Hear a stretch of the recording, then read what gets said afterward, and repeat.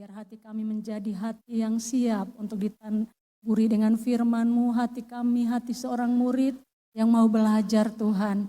Karena kami tahu selalu ada hal yang baru yang Tuhan akan berikan kepada setiap kami. Ada di tempat ini Roh Kudus menolong kami, menyertai kami, memberkati kami, memberkati hamba-Mu. Biarlah hanya pikiran Kristus yang disampaikan pada pagi hari ini. Di dalam nama Tuhan Yesus Kristus, semua yang percaya berkata, amin. Salam. Ya baik Bapak Mama, sambil menunggu saya kirim slide khotbah ke Kak Erwan.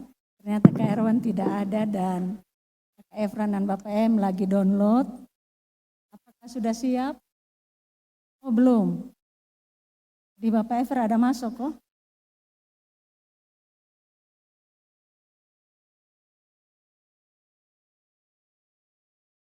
Di saya sudah. Bapak Ever sudah masuk?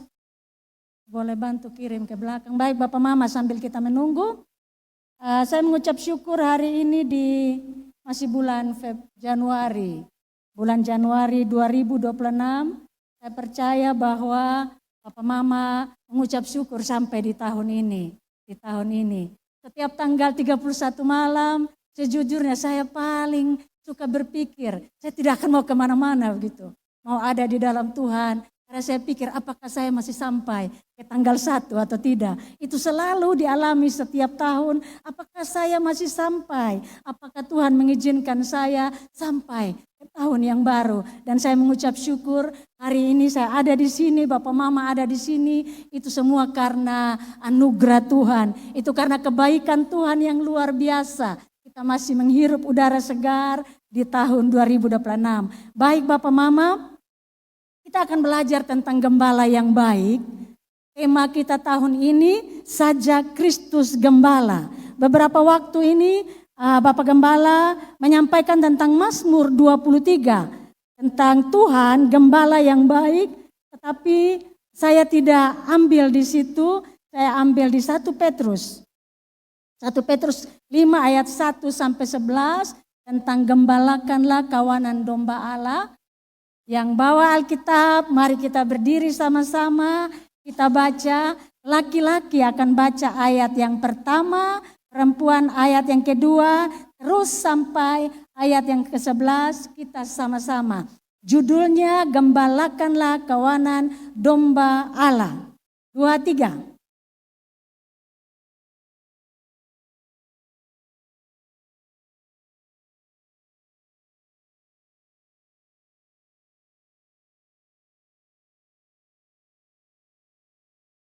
Ayo para perempuan.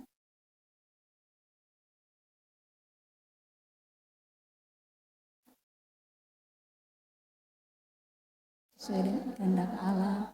Dan janganlah karena mau mencari keuntungan, tapi dengan pengabdian diri.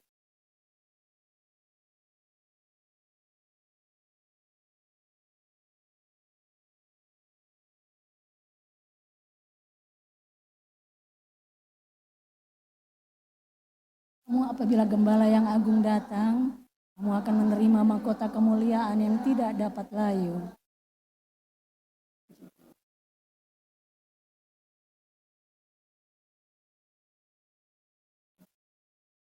Rendahkanlah dirimu seorang terhadap yang lain, sebab Allah menentang orang yang congkak, menasihani orang yang rendah hati.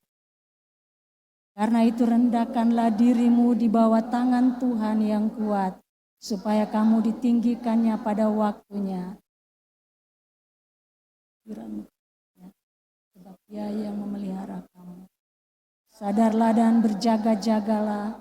Lawan musuh iblis berjalan keliling sama seperti singa yang mengaum-ngaum dan mencari orang yang dapat ditelannya.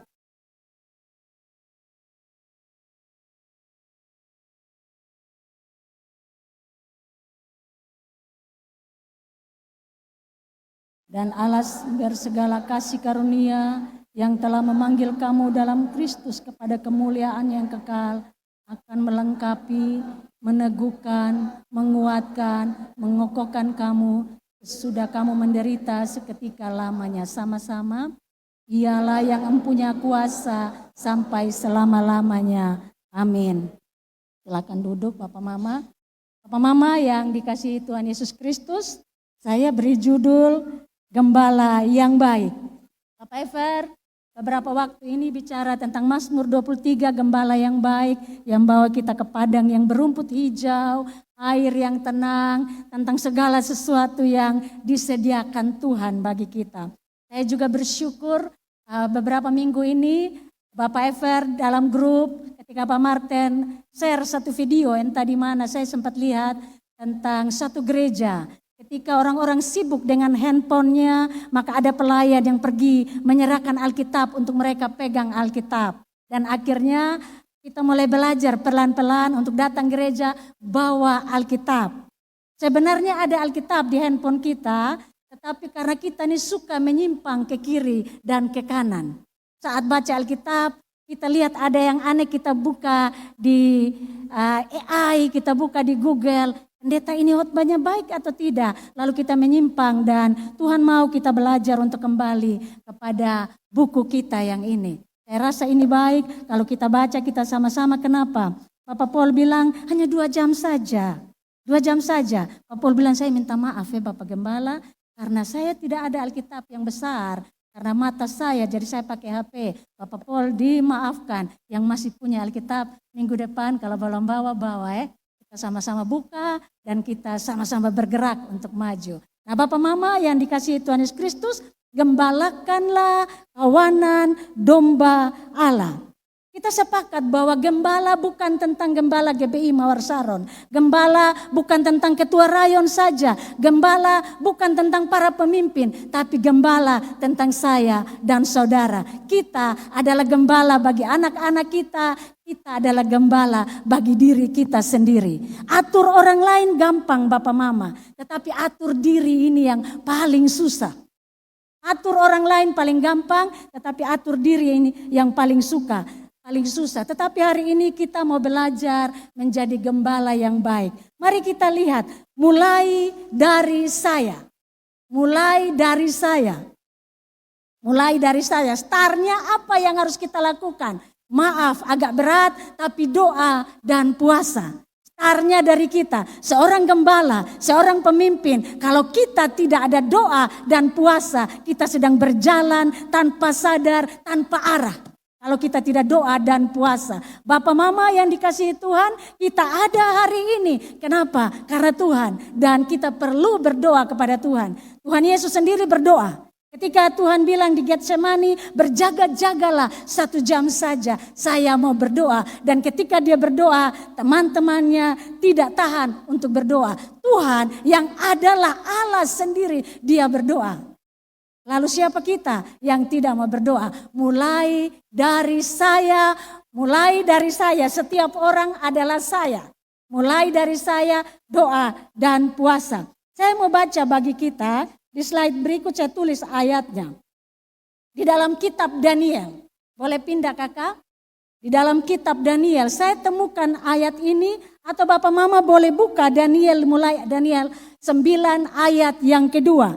Bunyinya begini. Pada tahun pertama kerajaannya itu aku Daniel memperhatikan dalam kumpulan kitab jumlah tahun yang menurut firman Tuhan kepada Nabi Yeremia akan berlaku atas timbunan puing Yerusalem yakni 70 tahun. Lalu aku mengarahkan mukaku kepada Tuhan Allah dan untuk berdoa dan bermohon sambil berpuasa dan mengenakan kain kabung serta abu. Dengar baik-baik, maka aku memohonkan kepada Tuhan Allahku dan mengaku dosaku. Demikianlah Tuhan Allah yang maha besar dan dahsyat, yang memegang perjanjian dan kasih setia terhadap mereka yang mengasihi Engkau serta berpegang pada perintah-Mu. Kami telah berbuat dosa dan salah. Kami telah berlaku fasik dan telah memberontak.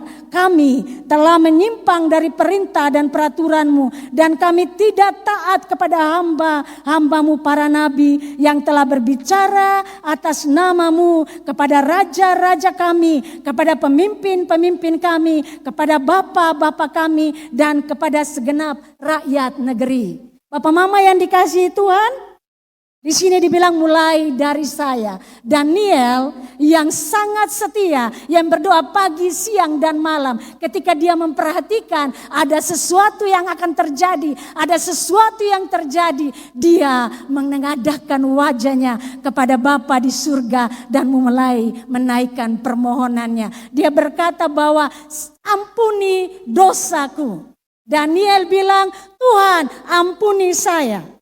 Berapa banyak di antara kita yang mulai tidak minta ampun atas pelanggaran kita di hadapan Tuhan. Mungkin kita berpikir bahwa saya tidak pernah berbuat salah. Tetapi kita belajar dari Daniel. Dia start dengan doa, berpuasa, mengenakan kain kabung. Papa Mama, mungkin kita berdoa, kita pikir puasa ini berat sekali. Puasa ini berat, tidak ada kata berat kalau kita mau. Tidak ada kata berat kalau kita mau. Hari pertama mungkin setengah mati. Hari kedua masih goyang. Hari ketiga menjadi biasa. Puasa. Kalau belum bisa puasa total, puasalah. Puasa seperti Daniel, hanya makan sayur dan buah. Kalau belum bisa puasa total, puasalah dari malam sampai jam 12 siang. Bukalah, itu puasa. Manfaat puasa baik untuk hubungan kita dengan Tuhan. Membersihkan banyak hal dari roh kita dan juga menyehatkan tubuh kita. Ada detox yang dilakukan terhadap tubuh kita. Apalagi Desember kalau kita makan yang berlemak, segala sesuatu, kue kering mentega, daging babi gemuk, kue kering mentega. Maka jangan heran kalau pipi kita bergerak makin tebal. Tebal sekali. Puasa itu baik Bapak Mama. Bapak Mama yang dikasihi Tuhan Yesus Kristus, berpuasalah. Kenapa? Itu baik. Saya mau kasih contoh. Kami pindah di ruangan atas kantor. Kantor kami itu yang di sebelah situ kecil saja. Tapi kami sampai hari ini belum habis kasih beres. Kami kumpul sampah, kami bongkar-bongkar, bakar-bakar beberapa gerdus sampah. Ruangan yang kecil, sampah di mana-mana. Tersisip di laci-laci. Terinspirasi dari PPA, saya juga kasih bersih rumah. Di rumah sana dapur, kasih bersih dari lemari segala macam. Wah, banyak kawan. Karena saya bilang tidak boleh makan mie yang banyak di rumah sini. Maka di belakang lemari, plastik mie ditemukan sangat banyak. Mereka sembunyi plastik kecil, plastik yang besar ditemukan. Artinya sampah di mana-mana. Belum terlambat untuk kita memulai. Tidak ada orang yang terlalu bersih, setiap kita sama. Mungkin masih tahun baru, pulanglah dan bereskan rumah kita. Mulai dari rumah. Biasanya yang jasmani kalau sudah bersih, kita semangat. Kasih beres rumah sudah. Kasih bersih, atur baik-baik, rapi. Rumah yang bersih itu menyenangkan. Gerakan seluruh pasukan tentara di rumah. Ya toh? Kalau sendiri capek, kalau semua pasukan tentara kerja, itu bagus. Secara rohani Bapak Mama. Puasa itu membersihkan setiap racun di dalam jiwa kita. Memang kita sudah bersih, kita sudah ditebus oleh darah Yesus. Tapi ketika kita melangkah, kadang kita melakukan kejahatan. Kenapa kita tidak sadar, kita menjadi biasa. Kalau kita punya kandang babi di rumah, kasih contoh. Kalau dia tiap hari kita cium baunya, lama-lama kita terbiasa. Kita bisa makan dengan nyaman di samping kandang babi. Kenapa terbiasa? Demikian juga dengan dosa. Kalau dosa yang membusuk di dalam kita, kita terbiasa, lama-lama kita nyaman dan kita tidak merasa apa-apa. Tetapi puasa membuat kita sadar bahwa saya ternyata berdosa di hadapan Tuhan. Bapak Mama, selain diri kita perlu mohon ampun atas seluruh pemimpin kita Bapak Mama. Ini Daniel bilang, ampuni pemimpin saya. Pemimpin kita bukan tidak pernah melakukan kesalahan. Raja-raja kita, nabi-nabi kita, kalau bukan kita yang mendoakan siapa lagi? Mulai dari saya. Boleh taruh tangan sedikit? Mulai dari saya. Mari kita mulai berdoa. Bapak Mama, kesejahteraan suatu tempat adalah tanggung jawab kita. Mari kita berdoa. Jangan berpikir saya terlalu berdosa. Rasanya saya tidak bisa. Saya tidak bisa. Mari datang kepada Tuhan. Tuhan bilang tidak ada yang terlalu kotor di hadapan Tuhan. Tuhan itu sangat baik. Kitanya yang tidak memaafkan diri kita. Jiwa kita yang terus menuduh kita. Tetapi Tuhan bilang datang. Mulai dari doa dan puasa. Saya mau hari ini mungkin kita mulai berdoa. Dengan berpuasa kita memberi izin, memberi waktu kita secara spesial untuk Tuhan. Kenapa? Karena kita spesial di mata Tuhan. Mari kita mulai doa. Yang pertama pelan-pelan saja. Pelan-pelan, jangan langsung paksa supaya sama seperti orang lain. Setiap orang beda-beda. Mulai doa dan puasa. Yang kedua, Bapak Gembala bilang 30 menit. Yang kedua, mari kita lihat terus belajar terus belajar. Belajar terus belajar. Artinya belajar terus belajar. Kita perlu belajar. Beberapa hari yang lalu dalam kuliah kami, ketika salah satu pengajar kami dia bilang begini, ketika kita bangun pagi, pikiran kita itu seperti layar yang terbentang. Pikiran kita, ketika kita tidur, maka seluruh pikiran itu sepertinya mengendap dan diam. Tapi ketika kita bangun tidur, pikiran kita seperti layar yang mengembang. Di dalam layar itu, kira-kira apa yang mulai kita isi di dalam pikiran kita. Belajar dan terus belajar. Saya temukan gambar ini. Pikiran kita yang tersembunyi ini, kalau kita start dengan salah di pagi hari, maka dia akan hancur di malam hari. Dia akan hancur sepanjang hari. Kalau kita start yang salah, dia akan hancur sepanjang hari. Makanya kita perlu sekali untuk ada di hadapan Tuhan yang tadi berdoa di hadapan Tuhan. Supaya kita atur pikiran kita sedemikian rupa. Filipi 4 ayat 8 bilang begini, pikirkanlah yang baik, yang manis, yang sedap didengar. Apakah kita mau taat itu atau kita mengikuti? Apalagi kalau ada masalah dari kemarin, kalau kita tidak kontrol, kita bawa hari ini, kita bawa. Dan setelah itu percayalah, pikiran kita akan mempengaruhi perasaan kita, lalu keluar dalam tindakan-tindakan kita. Anjing yang tidak salah bisa jadi korban untuk kita tendang.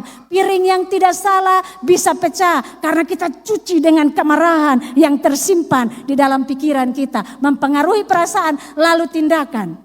Gelas yang harga atau sapu rumah yang biasa. Harusnya kan pakai sapu ijuk biasa. Tapi karena perasaan kita tidak bagus maka kita senggol ke sana, senggol ke sini. Salah sedikit pakai gagang sapu, pukul anjing lalu sapu patah, siapa yang salah? Keluar uang lah itu. Mama-mama jangan senyum karena kita adalah pelakunya. Nah Bapak Mama yang dikasihi Tuhan Yesus Kristus, belajar terus belajar. Mari kita lihat ayat 2 Petrus 1 mulai ayat ketiga bilang begini. Saya baca kasih Bapak Mama. Karena kuasa ilahinya telah menganugerahkan kepada kita segala sesuatu yang berguna untuk hidup yang saleh oleh pengenalan kita akan Dia yang telah memanggil kita oleh kuasanya yang mulia dan ajaib.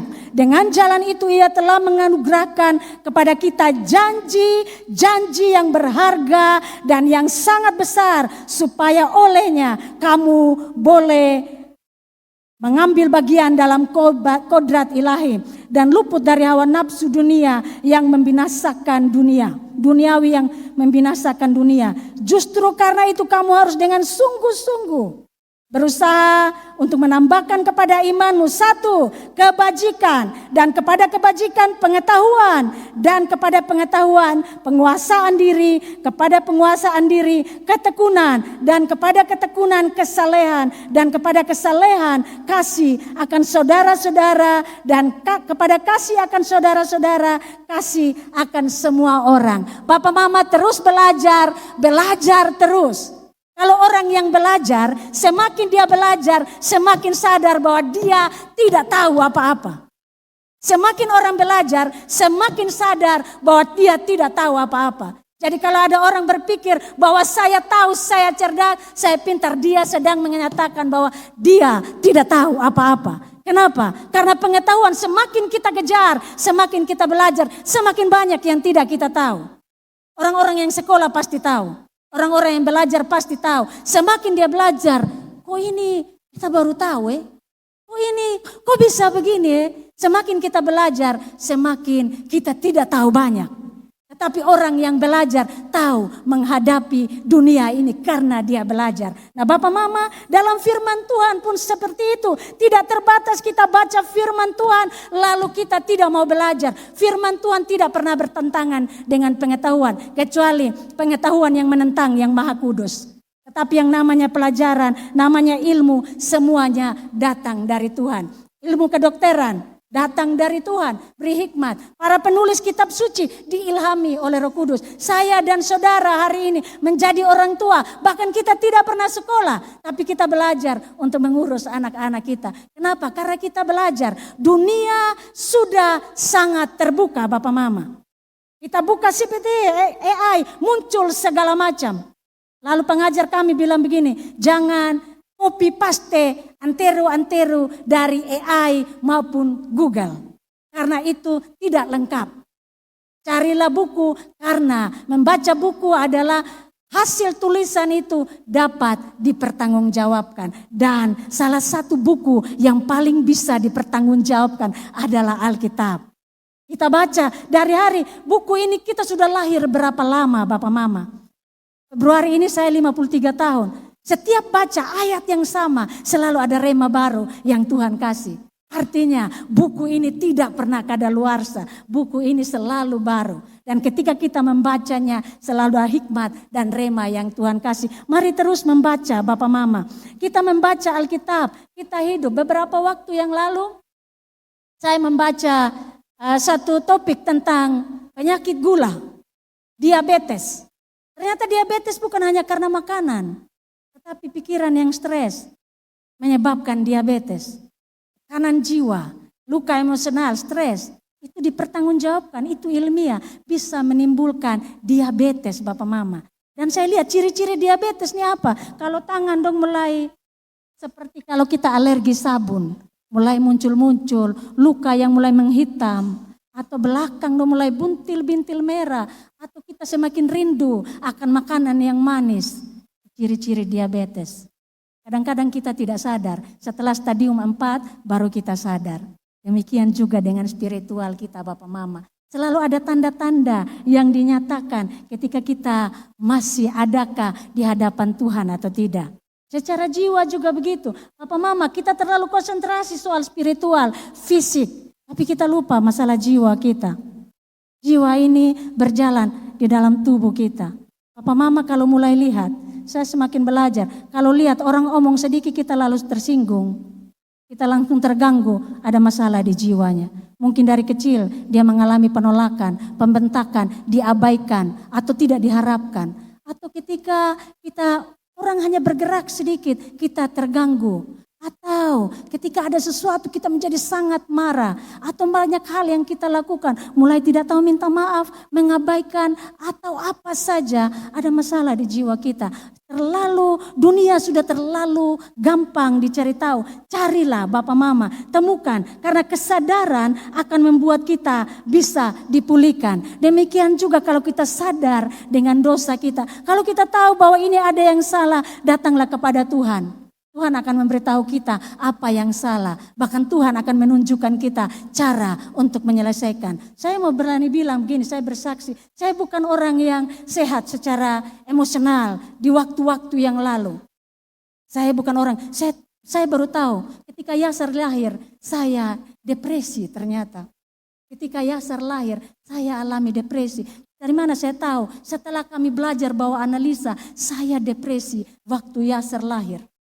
Ketika dia lahir, IC saya kering, Yasar sampai berak darah dan terus baru saya tahu saya depresi.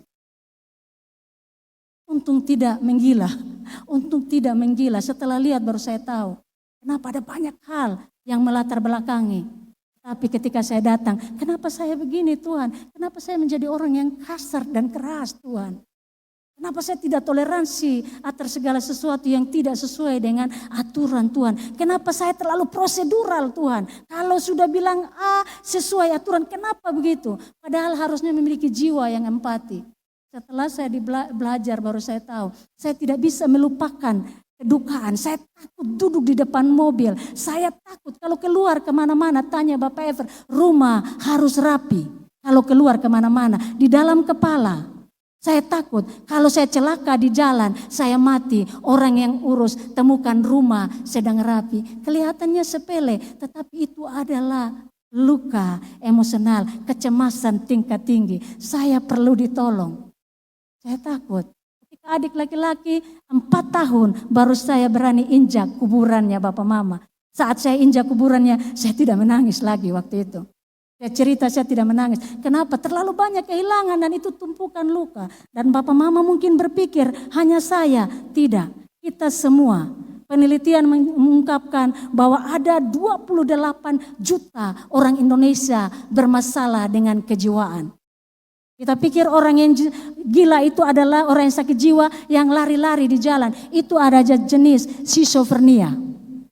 Tetapi setiap orang ada gangguan kejiwaan klinis dan non klinis. Kalau klinis kita perlu ke psikolog untuk analisa, psikiater untuk dapat obat. Tetapi non klinis bisa ditangani oleh konselor. Artinya Bapak Mama, ketika emosi kita sehat, kita bisa datang kepada Tuhan dengan jiwa yang bebas. Saya menangani, saya berteman dengan teman-teman di PPA, kami bertumbuh hari-hari ini. Kami belajar sama-sama. Kami belajar tentang intervensi bunuh diri, kami belajar tentang sadar trauma.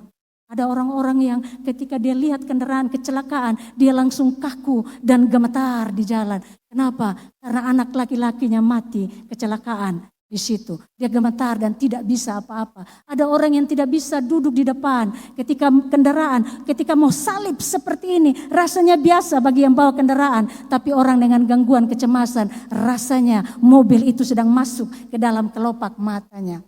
Artinya setiap kita, mari kita tambahkan kepada iman kita pengetahuan Bapak Mama.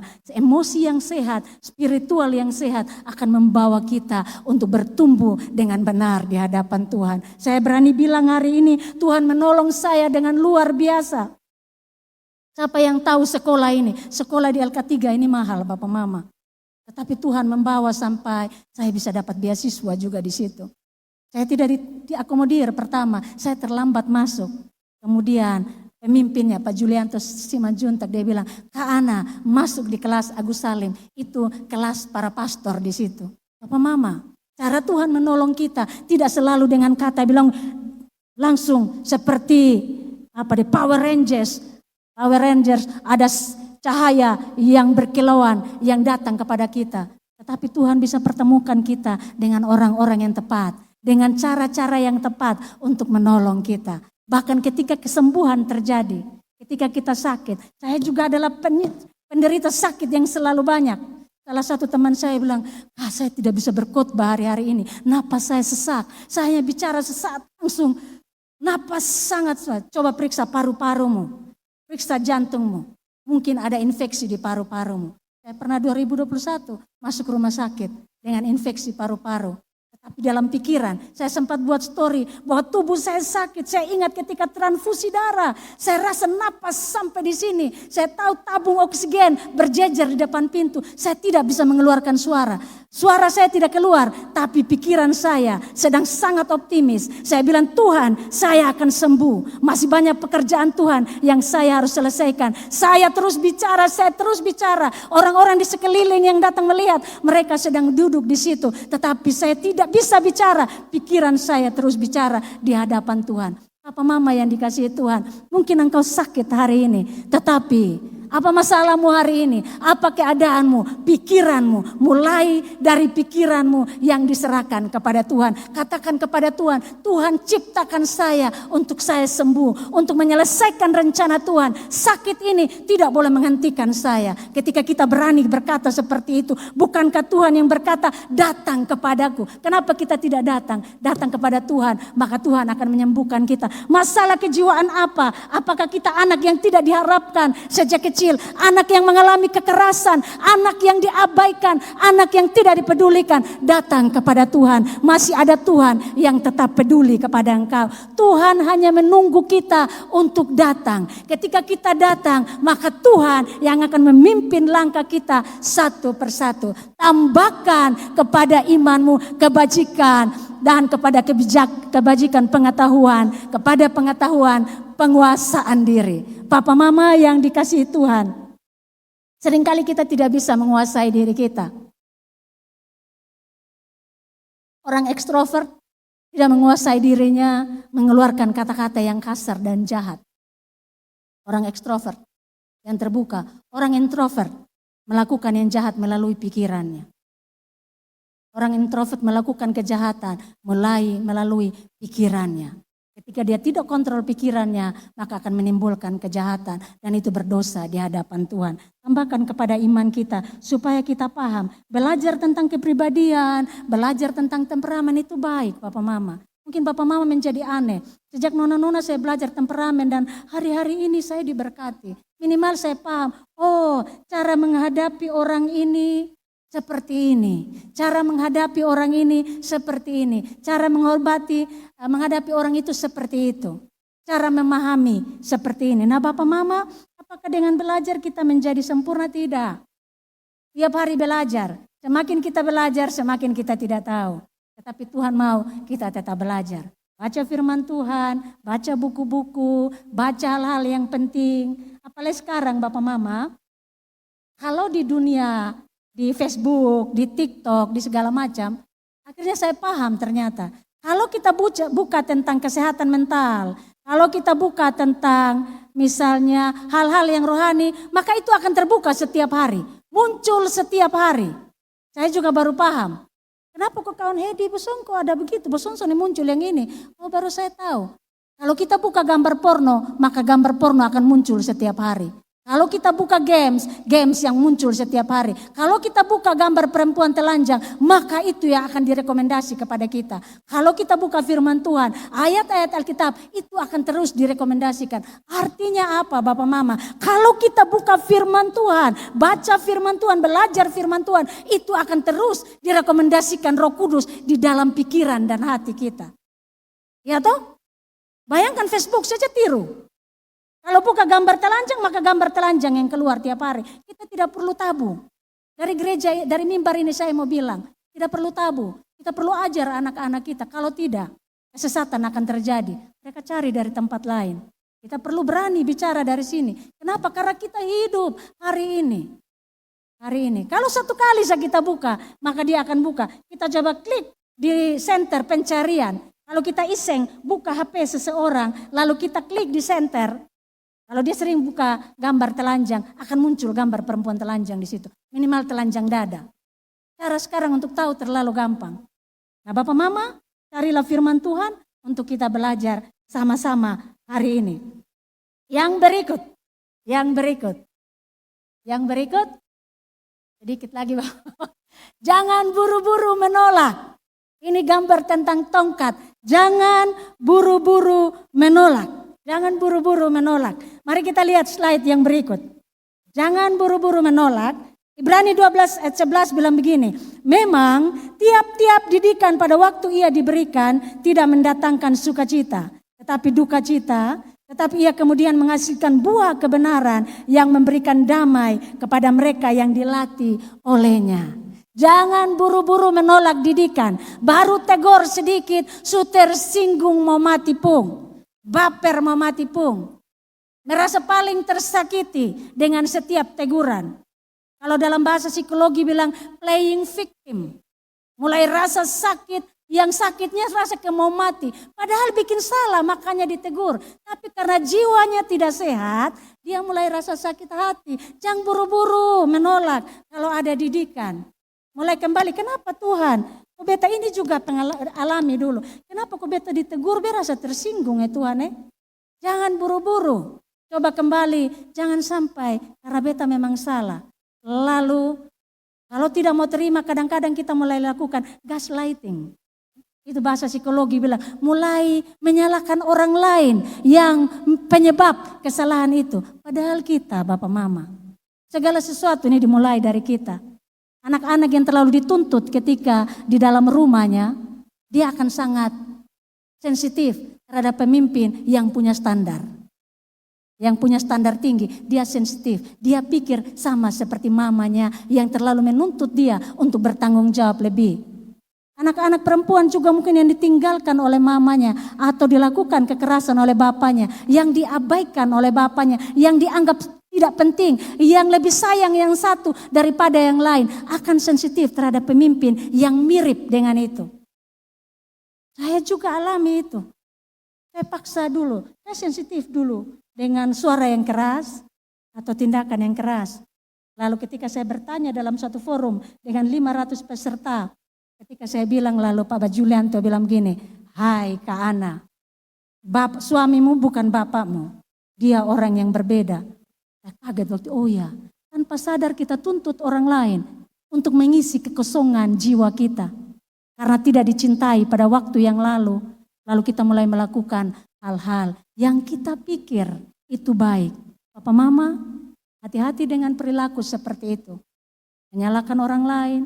Tidak ada yang terlalu sakit di bumi ini.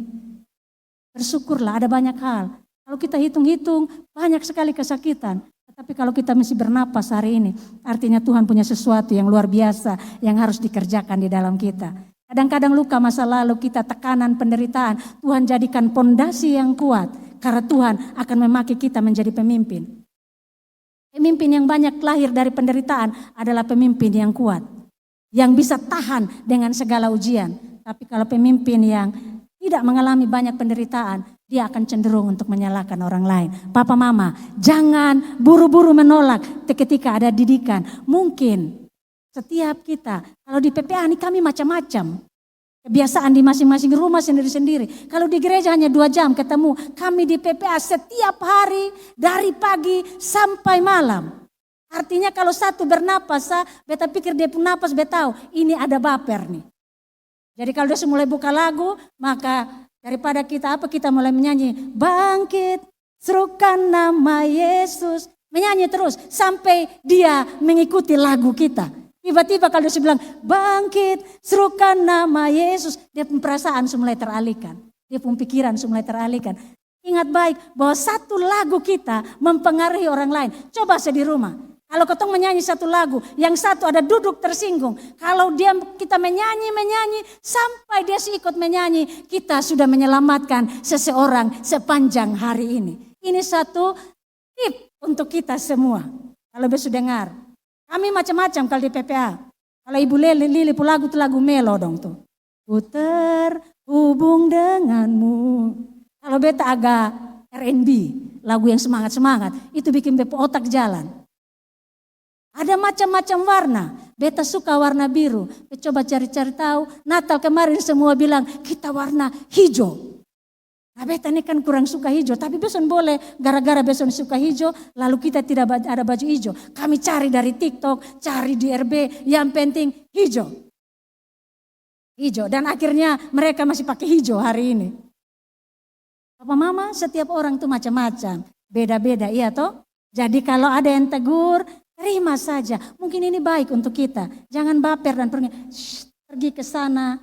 Pergi ke sana kemari, mempengaruhi orang-orang yang lemah imannya, lalu kita membawa mereka jatuh di dalam dosa.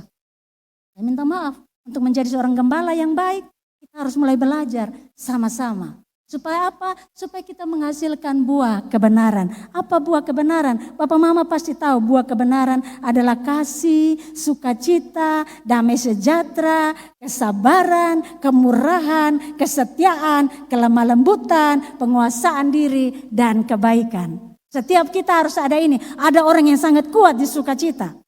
Ada orang yang kalau dia datang, dia pun badan belum sampai, dia pun suara sudah sampai. Salam, halo. Oh kau sudah tahu, sang sukacita sudah datang. Ada orang yang punya kebaikan. Kalau kita ada puasa, lalu dia datang antar puasa Daniel, ada antar ubi, ubi, pisang dan sebagainya. Senang sekali. Pas lapar, aduh mau buka puasa pakai apa? Ada yang antar. Atau ada orang yang kirim sesuatu, itu sang kebaikan. Ada orang yang murah hati sekali. Tanpa apa, beta tahu. Ini ada maksud, makasih sakit bepo hati. Tanpa apa, ketemu lagi yang baru. Atau ada yang sabar. Sabar sekali. Ada yang sangat setia. Setia tetap.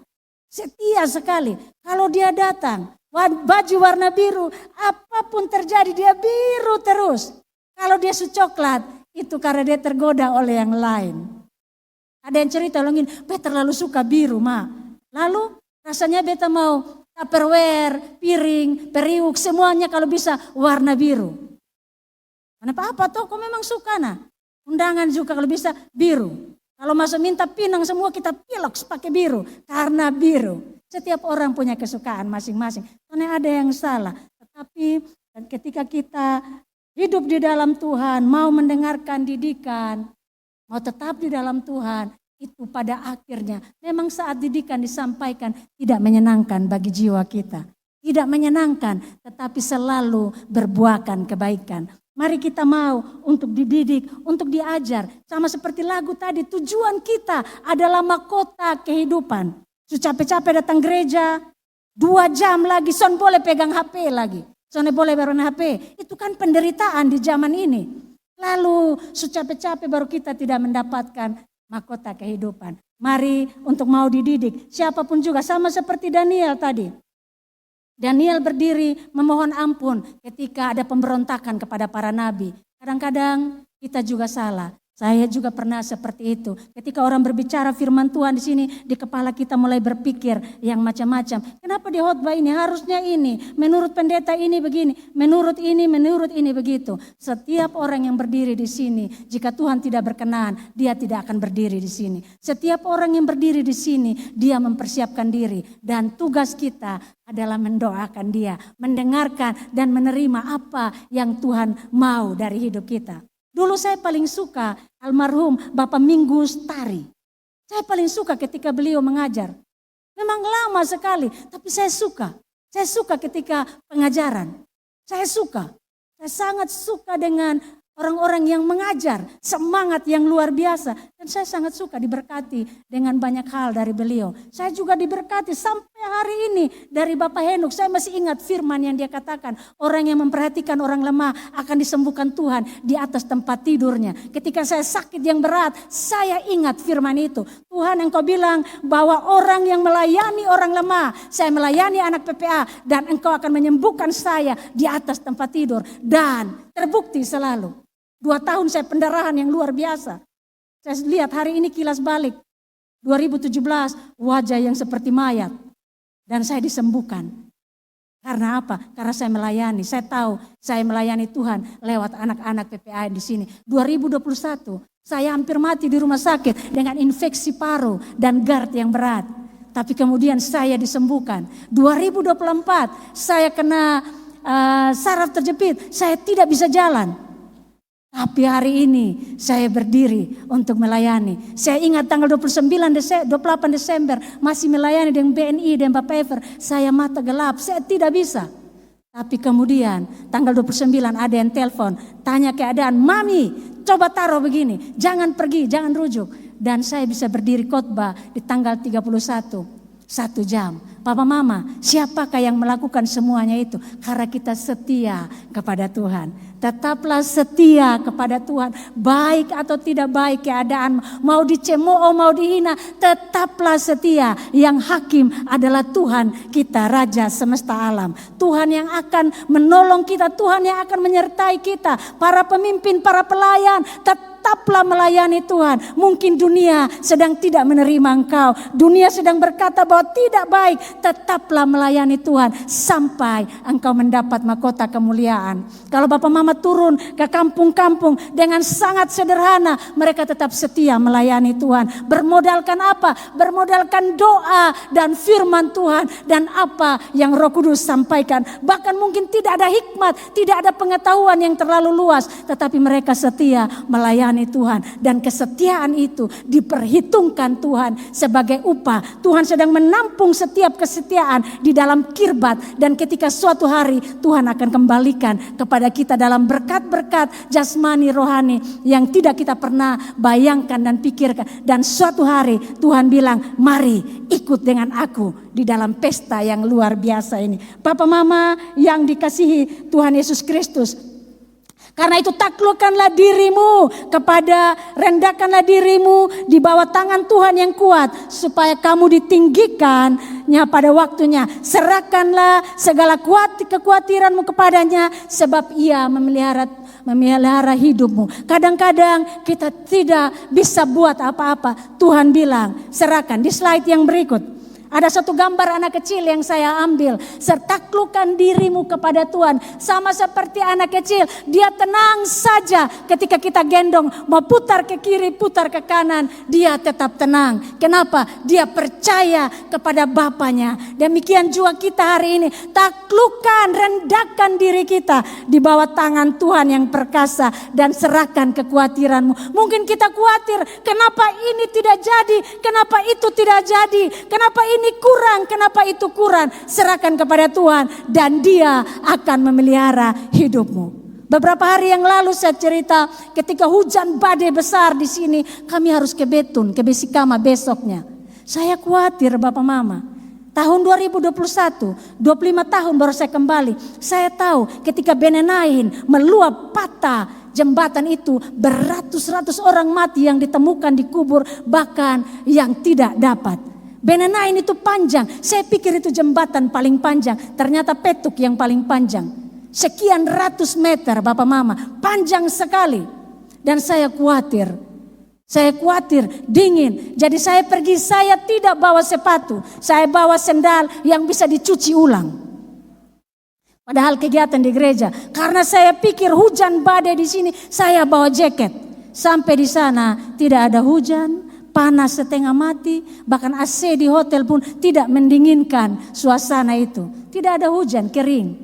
Papa Mama, kadang-kadang kita khawatir menghadapi sesuatu yang belum terjadi. Tetapi Tuhan bilang, rendahkanlah dirimu kepada Tuhan dan serahkan kekhawatiranmu. Apa yang sedang Papa Mama khawatirkan hari ini, serahkan kepada Tuhan. Ia akan memelihara hidup kita. Apa yang kita pikirkan kadang tidak sesuai dengan kenyataan. Kenapa? Karena Tuhan menyertai kita. Serahkan kepada Tuhan, maka Tuhan akan menyertai kita. Yang berikut, sadarlah dan berjaga-jaga. Sadar dan siaga. Slide yang berikut. Sadar dan siaga, siaga tanpa kesadaran, tanda tanya besar. 1 Petrus 5 ayat 8 bilang begini, sadarlah dan berjaga-jagalah. Lawanmu si iblis berjalan keliling sama seperti singa yang mengaum-ngaum mencari orang yang dapat ditelannya. Dalam perjalanan yang panjang dari Besikama, saya bangun jam 4 pagi waktu itu karena saya harus siapkan khotbah ini. Lalu kami kegiatan sampai jam 6 sore. Lalu kami pulang dalam perjalanan. Saya rasanya mau masuk isap napas tidak bisa lah. Saya terlalu capek. Saya bilang, kakak Excel yang bawa mobil, tolong lanjut di rumah kilo 3. Saya butuh baring, saya tidak kuat lagi. Nanti baru atar kawan-kawan yang lain. Capek, tapi dalam perenungan itu. Sadarlah dan siaga. Sadarlah, berjaga-jagalah, lawanmu si iblis berjalan keliling. Iblis sekarang nih sone sama ke Rambo di zaman dulu. Kak Ati bilang paling takut Rambo dulu. Atau sama seperti Hulk yang hijau-hijau. Atau seperti singa yang kuat. Iblis sekarang ini cantik dan manis. Manis dan ramah. Iblis zaman sekarang. Bagus sekali saya dapat temukan gambar ini dan saya pasang di situ. Iblis zaman sekarang membuai kita dengan kenikmatan yang membuat kita nyaman. Scroll sedikit lalu kita tenggelam berjam-jam dalam scroll itu di TikTok kita, lalu kita lupa untuk berdoa. Kita lupa untuk kita lupa untuk menemukan Tuhan dalam setiap firman-Nya. Atau iblis zaman sekarang dia suka ganggu kita. Jangan pikir iblis ganggu orang lain. Lihat di diri kita. Firman Tuhan bilang begini. Jangan engkau melihat selumbar di mata orang lain. Lalu lupa balok yang menikam matamu. Iblis zaman sekarang suka gaslighting, suka membuat kita melihat orang lain. Dia salah, lalu kita lupa dengan diri kita. Itu iblis zaman sekarang. Cantik dan manis. Bahkan iblis zaman sekarang memakai orang-orang dengan kata-kata yang ramah, sikap yang ramah untuk melakukan manipulatif, untuk menghancurkan orang lain. Manipulatif yang dilakukan berbajukan keagamaan, berbajukan kerohanian. Bahkan berkatakan firman Tuhan. Kita butuh kesadaran, butuh kepekaan yang dikaruniakan Tuhan. Lewat apa? Lewat doa dan puasa. Dunia sudah tidak kayak dulu lah Bapak Mama. Orang kasih takut kita, jangan lewat situ, nanti dekorin tangkap kamu. Yang lahir dan beta tahu apa itu dekorin. Dekorin adalah orang yang potong kepala, lalu bilang kepala taruh di jembatan supaya jembatan kuat. Dan kita takut, dia kalau kaki, saya masih ingat, jangan jalan malam. Dia itu bisa berdiri dari sini lalu sampai di sana. Karena dia pun kaki ada fer. Jadi dia berlompat satu kali, fer akan melenting jauh dan dia bisa tangkap lu di situ. Dan kita takut, kita di rumah. Jam 6 karena gelap. Sekarang tidak ada dekorin. Yang ada sekarang adalah TikTok, Facebook dan sebagainya. Saya pemain Facebook Bapak Mama. Saya pemain TikTok dan saya tahu itu. Iblis membuai kita hari ini.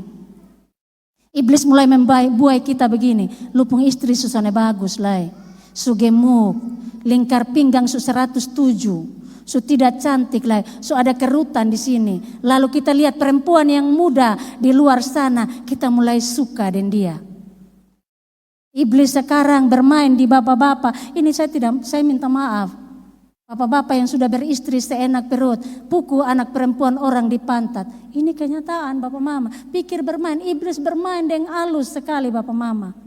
Hari ini iblis bermain dengan halus sekali. Jika kita tidak berjaga-jaga, kita berat. Iblis bermain di halus. Anak-anak perempuan kita hari ini, anak-anak laki-laki kita. Kemarin saya kasih tahu, saya minta maaf Bapak Mama. Tapi mimbar ini saya harus beritahu di kita supaya kita berjaga-jaga.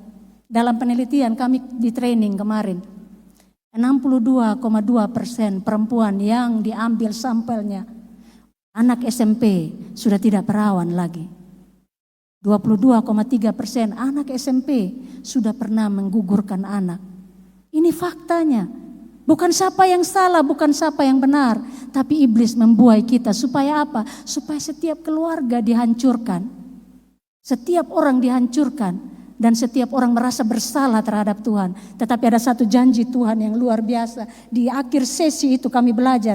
Tuhan selalu ada kesempatan untuk kita. Yesus ketika memulihkan kita, dia memulihkan dengan sempurna. Kita perlu belajar untuk mengampuni diri kita sendiri. Bahwa yang lalu sudah berlalu, yang baru sudah ada di depan kita. Mari kalau kita pernah jatuh, kita pernah salah, maafkan diri kita di dalam pengampunan Tuhan. Supaya kita bangkit kembali lagi menjadi generasi yang baru. Generasi yang hidup, generasi yang akan bangkit menjadi tentara yang luar biasa. Untuk menyatakan kemuliaan Tuhan. Dan slide yang terakhir bagi kita pada hari ini. Tuhan tahu cara menyelamatkan orang benar. 1 Petrus 5 ayat 10 bilang begini.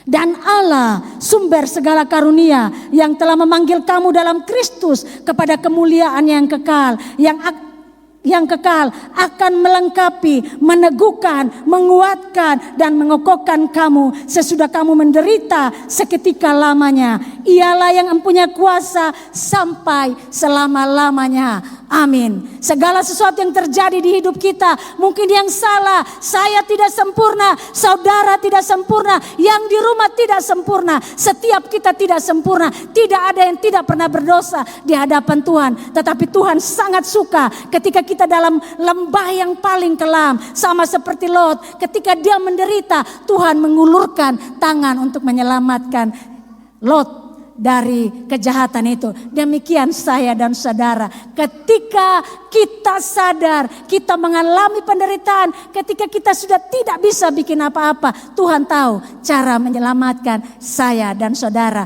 Ulurkan tanganmu kepada Tuhan dan minta Tuhan menarik engkau supaya engkau berkenan di hadapan Tuhan. Tuhan memberkati kita. Amin.